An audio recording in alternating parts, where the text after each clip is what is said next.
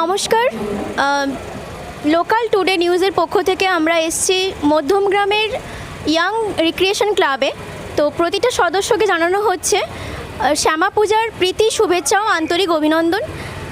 তো এখানের আজকের থিম তৈরি হয়েছে বুদ্ধাং শরণম গচ্ছামি। তো সেই সম্পর্কে দু চার কথা বলবেন আবিষ্কার বন্দ্যোপাধ্যায়, কমিটির এক সদস্য।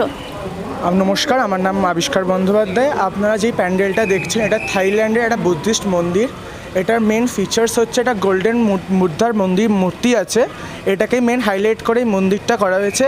এই মন্দিরটার মেন থিম হচ্ছে পিস অ্যান্ড শান্তি, এইটাকে শো করে হাইলাইট করা হয়েছে। এখানে মেন মন্দিরে 108টা স্ট্যাচুস আছে বুদ্ধির, এটা আপনি দেখতে পাচ্ছেন। সামনে আপনি দেখবেন এন্ট্রি পয়েন্টে একটা বিশাল বড় একটা বুদ্ধার মূর্তিও রাখা আছে।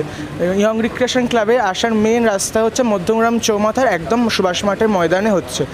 আর এটার মণ্ডপে দেখতেই পাচ্ছেন ঝাড়বাতি, আর আমাদের এই মণ্ডপ প্রতিমা হচ্ছে প্রশান্ত পালের গড়িয়া পাটুলি থেকে আনা হয়েছে।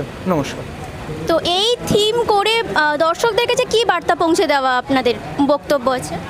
বক্তব্য হচ্ছে যে শান্তি, যেই শান্তিটা আমাদের আস্তে আস্তে হারিয়ে যাচ্ছে, ওটাকেই ফেরানোর জন্যে আমাদের এই মন্দির আর এই প্রতিমার দর্শনকে আমাদের সবার সামনে আনার চেষ্টা করা হয়েছে। ধন্যবাদ।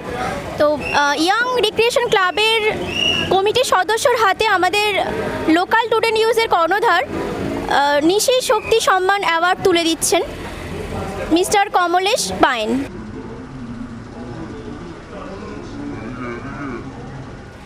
ইয়াং রিক্রিয়েশন ক্লাবের পক্ষ থেকে যে শান্তির বার্তা দেশবাসীর কাছে পৌঁছে দিল সেটা সত্যি অনবদ্য। তো লোকাল টুডে নিউজের পক্ষ থেকে আবারও ওদেরকে প্রতি বছর যাতে ভালো আরও প্রতিস্থাপনাও দেশবাসীর কাছে পৌঁছে দিতে পারে তার জন্য শুভ কামনা আর আন্তরিক অভিনন্দন রইল। নমস্কার।